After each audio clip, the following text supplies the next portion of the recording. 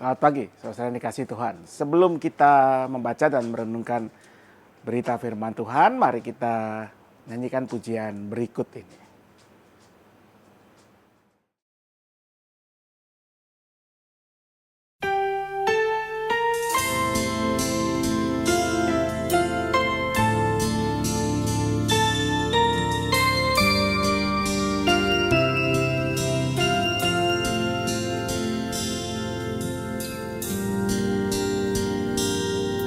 Saat pagi hari ku datang lagi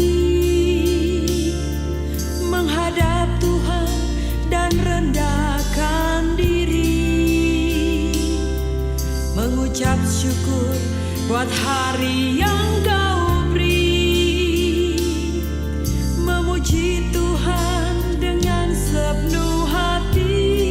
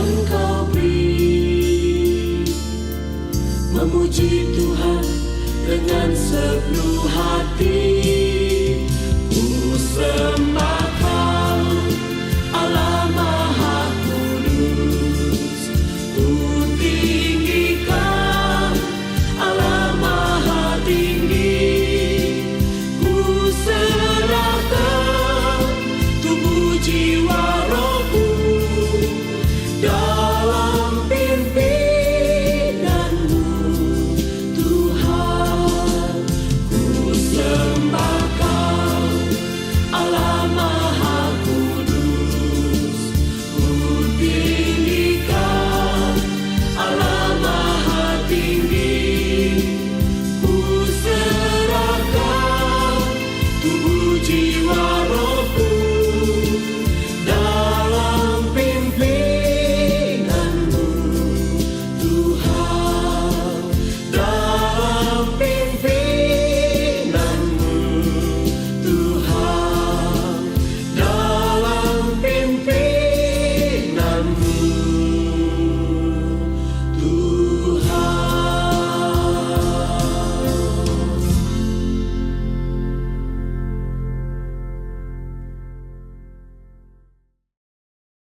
Pagi ini pembacaan Alkitab kita akan terambil dari Injil Matius pasal ke-6 ayat 14 dan 15. Matius 6 ayat 14 dan 15 yang berbunyi demikian.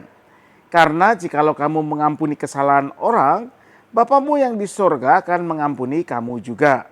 Namun jikalau kamu tidak mengampuni orang, Bapamu juga tidak akan mengampuni kesalahanmu.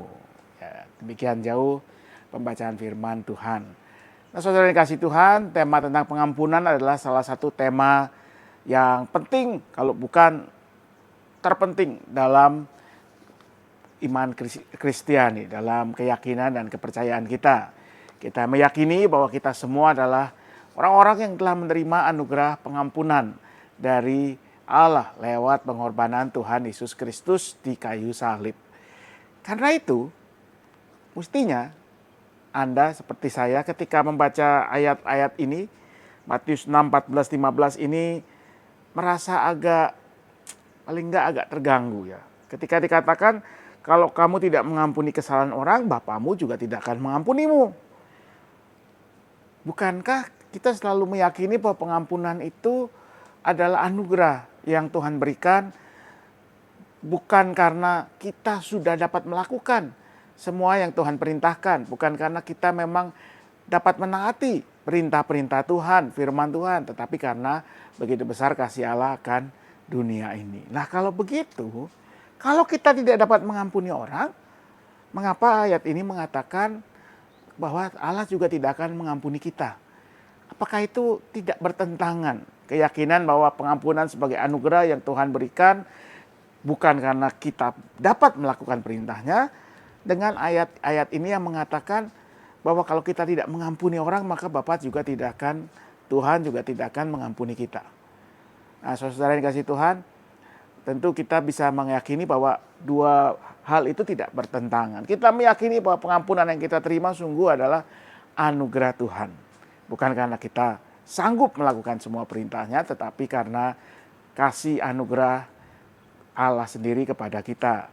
Tetapi juga ayat ini mungkin lebih merupakan sebuah upaya dari Tuhan Yesus untuk menekankan betapa pentingnya pengampunan itu kepada murid-muridnya, kepada orang-orang yang mendengarkannya, dan tentunya kepada kita semua saat ini. Sehingga digunakan bahasa, kalau kamu tidak mengampuni orang, Bapamu juga tidak akan mengampuni kesalahanmu. Kedengarannya seperti sebuah ancaman, tetapi sebetulnya ini lebih sebuah ajakan, sebuah panggilan untuk sebagaimana Bapa juga sudah mengampuni kita, ya mari kita belajar mengampuni. Ya, seperti kemudian juga kita bisa membaca dalam banyak bagian dari Injil, Tuhan sangat menekankan hal ini. Misalnya lewat sebuah cerita yang ia sampaikan tentang pengampunan. Ya, ketika ditanya oleh muridnya, berapa kali aku harus mengampuni saudaraku? 70 kali cukupkah?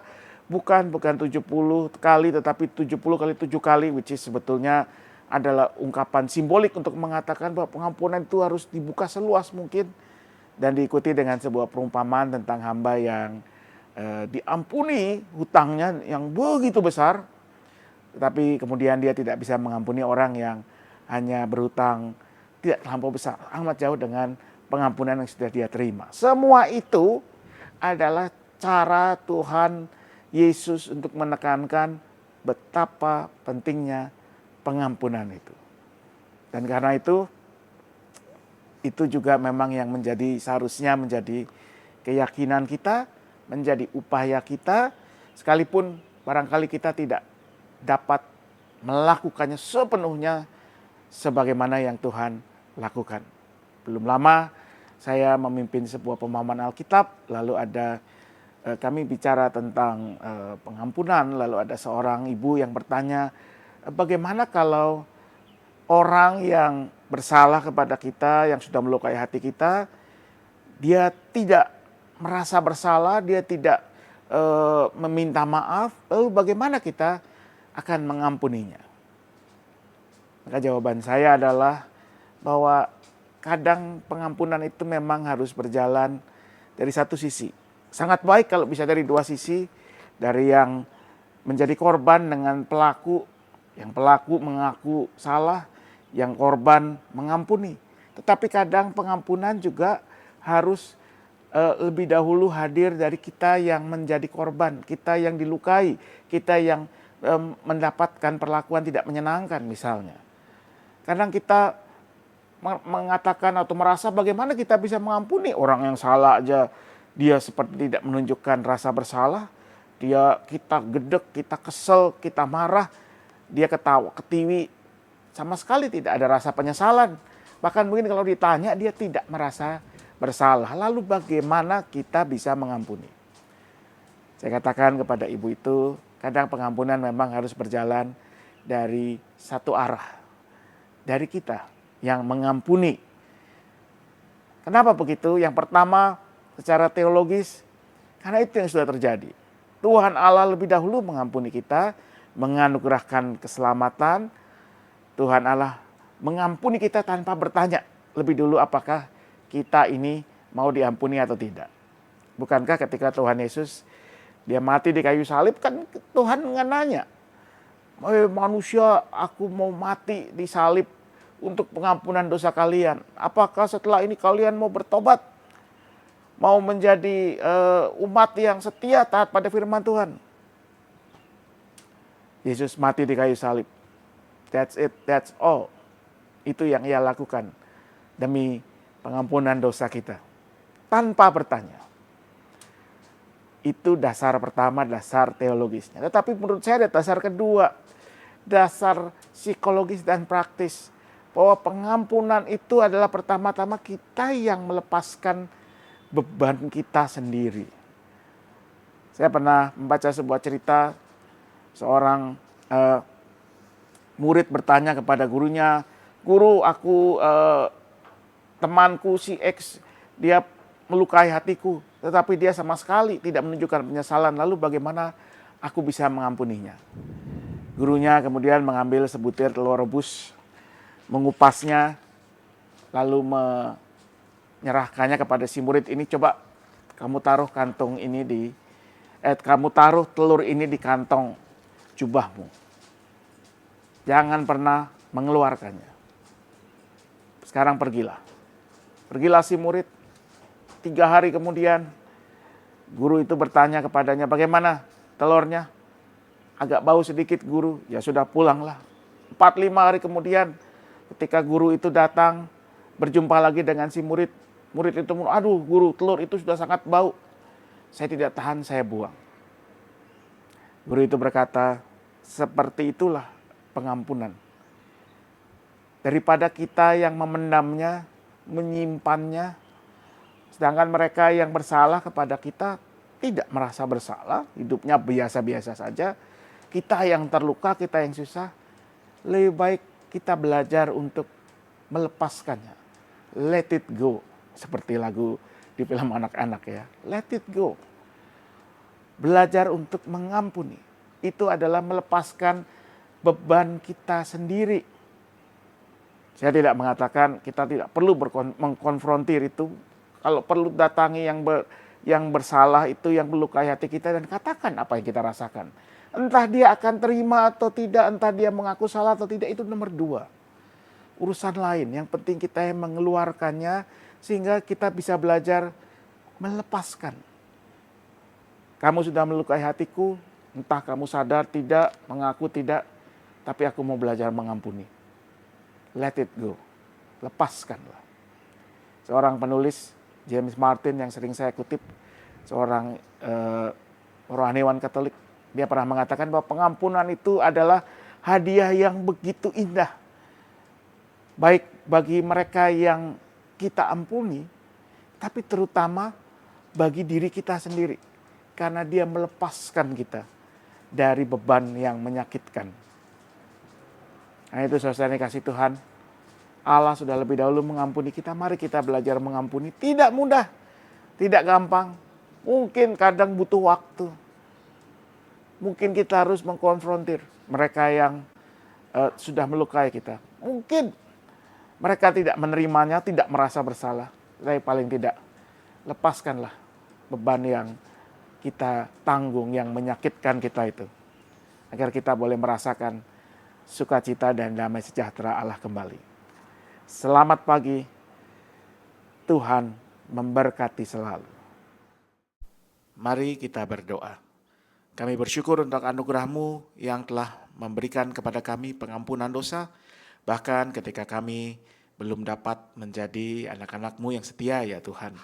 Kami bersyukur untuk anugerah kasih-Mu yang menerima kami bahkan dengan segala kelemahan dan keterbatasan kami.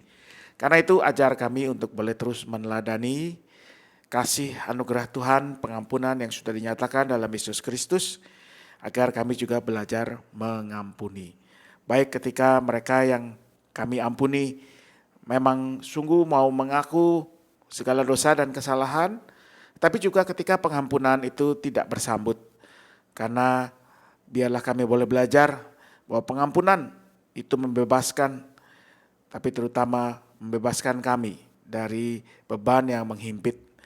Sebagaimana Tuhan Yesus sudah lebih dahulu mengampuni tanpa bertanya, tanpa meminta kesediaan manusia untuk diampuni. Ia mati di kayu salib demi keselamatan dunia. Maka kami juga boleh belajar mengampuni, entah pengampunan itu diterima atau tidak. Kami mau berdoa ya Tuhan, agar Tuhan yang memimpin kehidupan kami sebagai bangsa negara, sebagai masyarakat, sebagai keluarga, sebagai gereja, sebagai pribadi, agar semuanya boleh tetap ada dalam tangan kasih Tuhan. Kami mau berdoa untuk setiap pergumulan kehidupan yang kami jalani, baik itu tentang ekonomi, tentang relasi, tentang kesehatan. Dalam semuanya kami mau menyerahkan dalam tangan kasih Tuhan saja. Dan kami mau berdoa juga dalam doa-doa pribadi kami. Kami mau membawa pergumulan-pergumulan yang mungkin tidak sanggup kami katakan, tidak sanggup kami ungkapkan. Kami mau membuka diri hati kami untuk menyerahkannya kepada Tuhan. Maka inilah kami dalam doa-doa pribadi kami.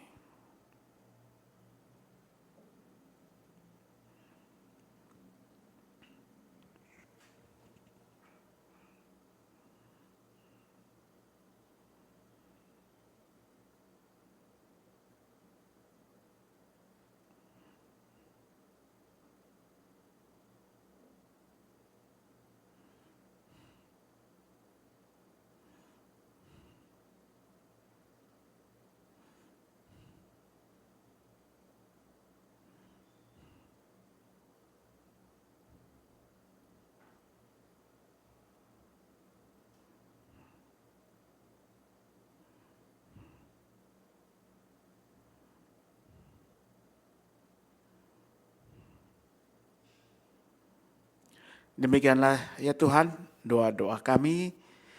Kami percaya Engkau akan memberikan yang terbaik seturut anugerah-Mu, tapi juga berikanlah kami hati yang mau terbuka menyambut apapun yang Engkau berikan. Kami naikkan semuanya dalam satu nama, Yesus Kristus, Tuhan dan Juru Selamat kami yang hidup. Amin.